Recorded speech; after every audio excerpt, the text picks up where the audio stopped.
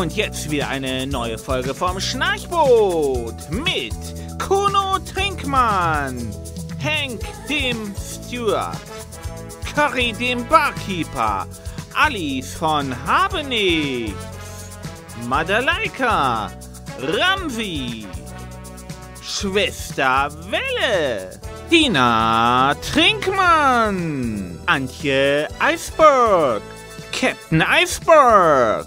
In den Hauptrollen viele prominente Gäste, die nicht genannt werden wollen.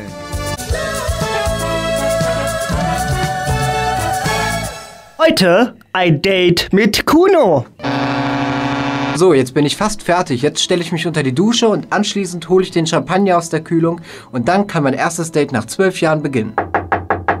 Hallo, Kabinengenosse. Was willst du denn hier? Ich zieh zu dir in die Kabine. Tust du nicht. Tu ich doch. Das tust du nicht. Doch. Nein. Aber Kumpelchen, warum denn nicht? Das wird lustig. Pyjama-Partys und wir erzählen uns schmutzige Geschichten. Gern, nur nicht heute. Aber der Captain hat entschieden, dass ich bei dir einziehen soll. Warum? In meiner Kabine ist der Klempner. Anscheinend hat Marvin Jakob seine Tüten in ein Rohr gebunkert und jetzt sind die Rohre verstopft. Und warum ziehst du denn nicht zum Captain? Der hat Angst, dass ich das Schiff nach Indien steuere. Dann zieh doch zu Marvin Jakob. Der hat keinen Platz. Der hat keinen Platz? Seine Kabine ist voller Tüten, außerdem stinkt es in seiner Kabine nach seinem Stoff. Aber sag mal, du stinkst, das ist ja furchtbar. Das liegt wohl daran, dass der Klempner meine Kabine überspült hat. In jedem Fall kannst du gleich wieder abhauen. Sei doch nicht so ungastlich, gerade wo du hier so schön dekoriert hast.